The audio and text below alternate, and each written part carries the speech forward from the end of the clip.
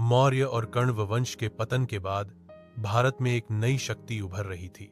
उत्तर भारत में सत्ता कमजोर हो चुकी थी और दक्षिण भारत में एक नया सूर्य उदय होने वाला था, जो था सातवाहन वंश या आंध्र वंश। ईसा पूर्व पहली शताब्दी में गोदावरी नदी के तट पर एक साहसी व्यक्ति सामने आता है जिसका नाम था सिमुक। लगभग 1 शताब्दी ईसा पूर्व से 3 शताब्दी ईस्वी तक उसने छोटे छोटे राज्यों को एकजुट किया और सातवाहन वंश की नींव रखी। उसकी राजधानी बनी प्रतिष्ठान, आज का पैठन, जो महाराष्ट्र में है।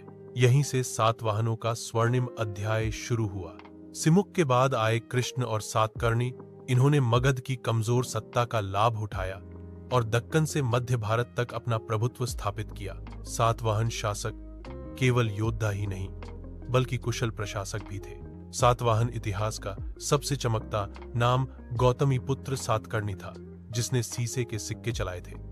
सातवाहन वंश के लोग अपने नाम के आगे अपनी मां का नाम जोड़ते थे। इसने शक, यवन और पहलव आक्रमणकारियों को पराजित किया था और क्षत्रिय गौरव की पुनः स्थापना की थी।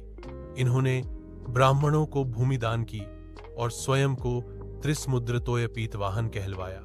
उसकी उपलब्धियां हमें नासिक के अभिलेखों से मिलती हैं। उसने प्राकृत भाषा को राजभाषा बनाया और ब्राह्मी लिपि का प्रयोग किया तथा सोने, चांदी और तांबे के सिक्के चलाए और रोम से समुद्री व्यापार किया तथा बौद्ध विहारों और स्तूपों को संरक्षण दिया।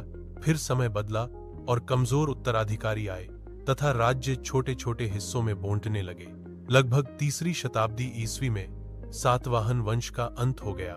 कण्व वंश के बाद दक्षिण भारत में सातवाहन वंश का उदय हुआ, जिसके सबसे महान शासक गौतमीपुत्र सातकर्णी थे।